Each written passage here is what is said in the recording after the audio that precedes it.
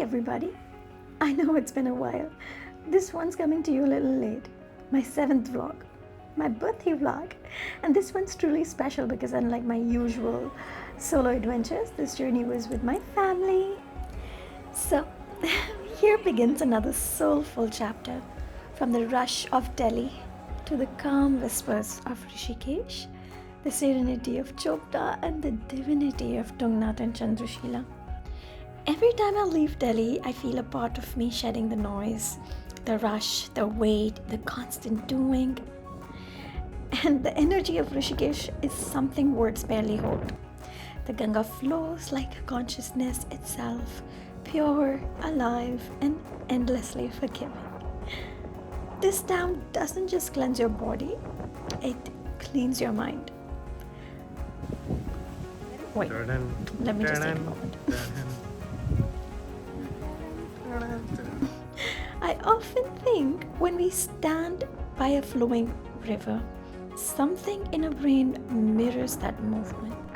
Scientifically, water and movement stimulate the parasympathetic nervous system, helping us feel calm and grounded. Oh, this is a magnificent Shiva wall painting I've ever seen. And wait till you watch the Hanuman wall painting. My goodness, look at this. As we started driving towards Chopta, the energy shifted again. The air got colder, crisper, and quieter. Chopta is called mini Switzerland of India, but to me, it's a reminder that nature doesn't compete. It just is.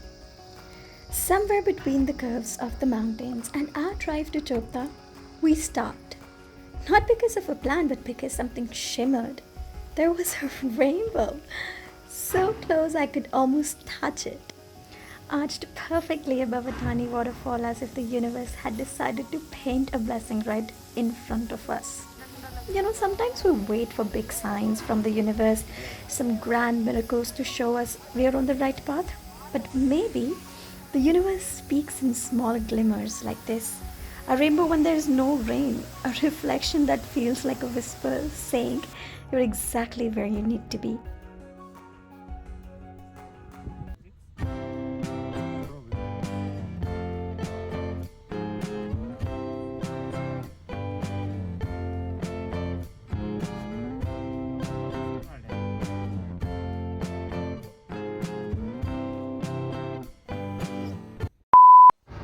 And finally we reached.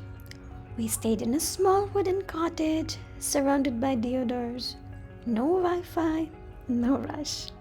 Just birds, wind, and us. I stood there, silent, heart wide open, eyes full of disbelief and gratitude.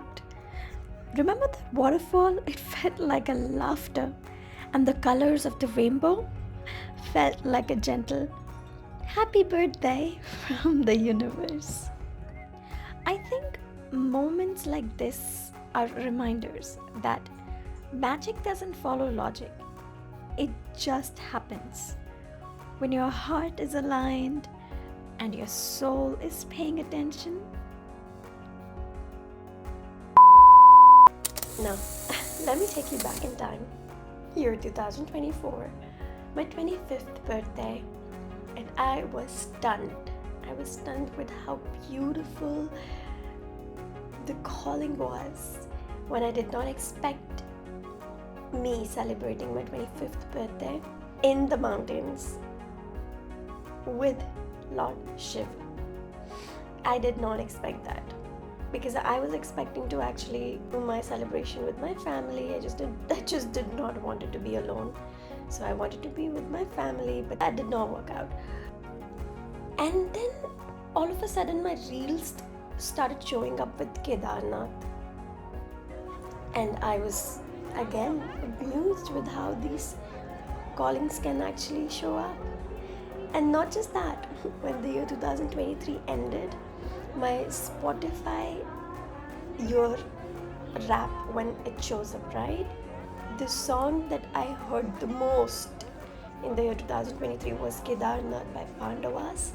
Very beautiful song. I'll just play a little.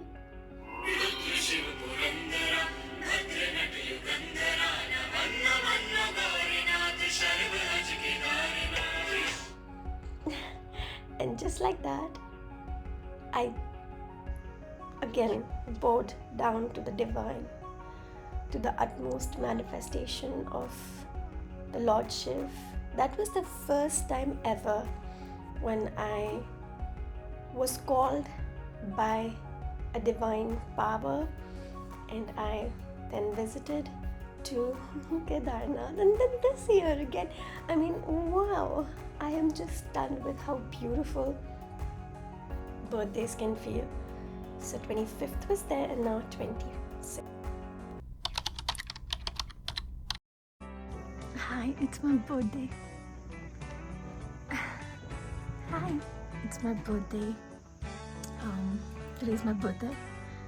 26th birthday. Crazy. And I am in the middle of the freaking clouds. Can you believe it? This is crazy. Like, this is where I woke up. This is where I woke up. No loud alarms, no party decorations, just mountains, silence and gratitude. I paused, looked around, and felt thank you for the journey, for the people with me, for the call that brought me here. And 26th felt aligned, and we decided to start the track. We barely started walking for 15-20 minutes, and guess what? What? Where is my phone?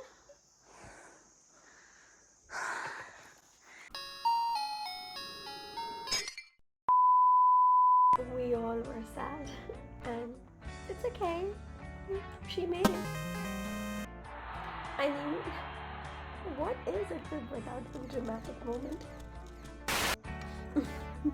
She found her phone, and we finally began our trek to Tungnath temple, the highest Shiva temple in the world, sitting at around 12,000 feet. The legend says after the Mahabharata war, the Pandavas sought forgiveness from Lord Shiva, but Shiva, avoiding them, took the form of a bull and disappeared in the mountains. And his arms are said to have appeared here in Tungnath. Every step on that trail feels sacred. You feel your heartbeat sinking with the rhythm of the mountains, and suddenly the breath that once felt heavy starts to feel divine. Scientifically, trekking increases oxygen supply to the brain, releasing endorphins, our body's natural antidepressants. Spiritually, each breath becomes a prayer. My poor little girl, she was tired, but she kept going. She didn't give up. She was a sport. And we found a spot. And let me tell you, the spot was magical, beautiful. Look at her. She's so annoyed right now. She's gonna throw the stick. And here you go.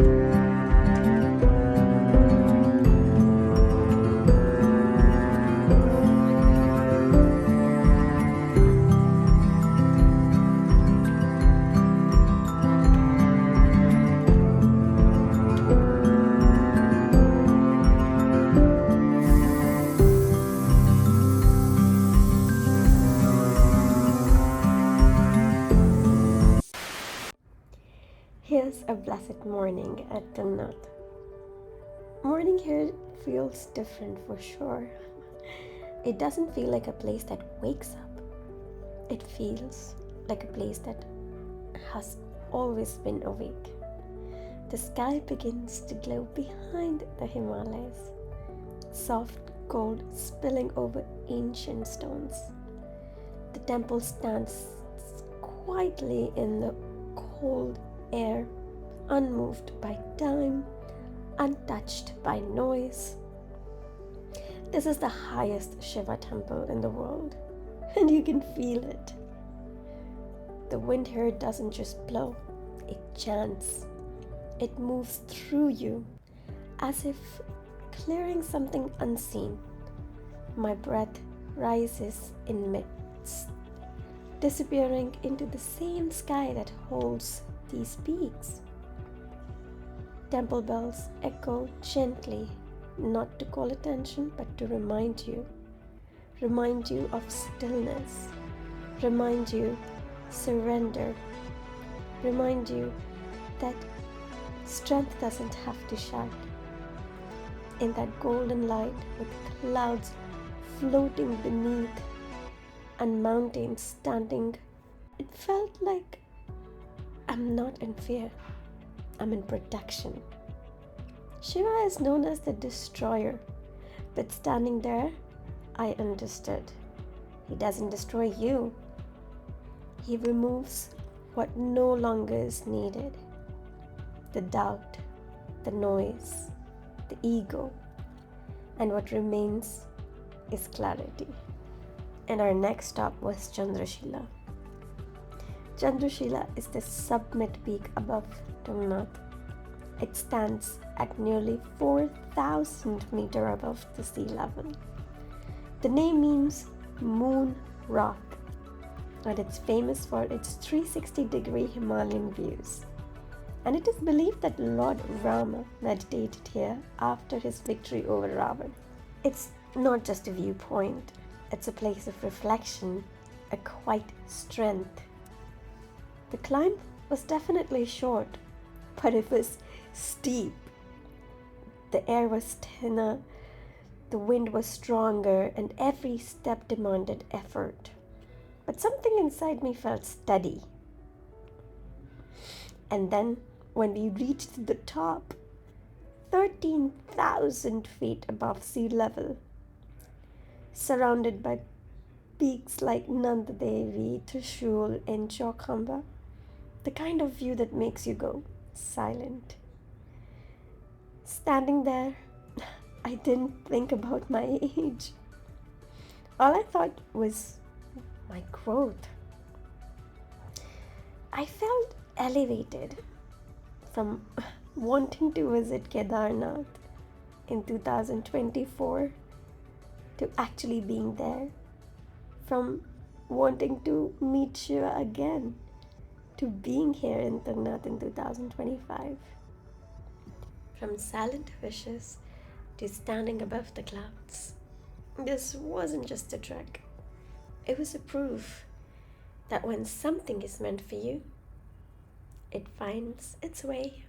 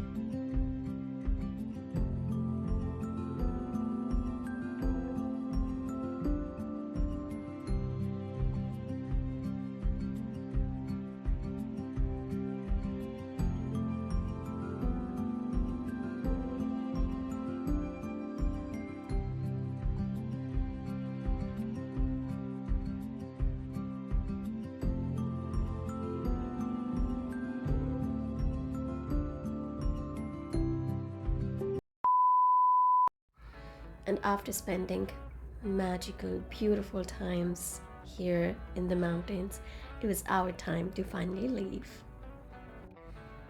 I think every human being owes themselves one thing: exploration. Not of the cities, not of the countries, but of what lives within them. We spend so much time building careers, answering emails, chasing deadlines, scrolling endlessly. We rarely do sit with ourselves, don't we? The mountains will force you to. Up here, there's no network, no notification, no corporate titles, no urgency, and your phone becomes irrelevant. And suddenly, you are left with only two things: your breath and your thoughts. The climb makes you confront yourself. When your legs hurt, when your lungs burn, and when you feel like stopping, there's no distraction. Only a question: how badly do you want to keep going? And that's when something shifts. The mountains don't fix your problems, they quiet the noise around them. They create space, and in that space, you hear yourself clearly for the first time. Peace isn't found in luxury, it's found in presence. Watching the sun rise without rushing it, sitting in silence without reaching for your phone, realizing that your worth isn't attached to productivity. Corporate life teaches you speed, the mountains teaches you stillness. The world teaches you to compete, and the mountains teaches you to endure. And somewhere between each step, each breath, each moment of silence, you grow. Not loudly, not dramatically, but deeply. Spiritual growth isn't always rituals and chants. Sometimes it's simply removing distractions and meeting the real you. When you stand high above the world, and when everything looks small, your worries look small, your ego softens, your mind slows down, and for the first time in a long time, everything makes sense. I came to mountains to celebrate a birthday, but I'm leaving with something far greater. Up here, there's no deadlines, no meeting, no constant buzzing of notification, no one asking who you are, what you do, and what you have achieved. The mountains don't care about your designation. They care about your breath.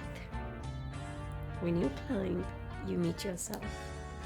Not the filtered version, not the productive version, not the social version. Just you. Breathing heavily, heart pounding, wondering if you can take the next step. And you do. You take it, and another. And somewhere between the exhaustion and determination, you realize something.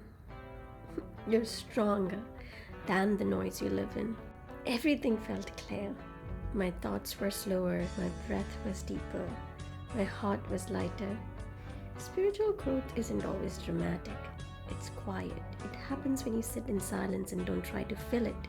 It happens when you look at something vast and feel your ego softens.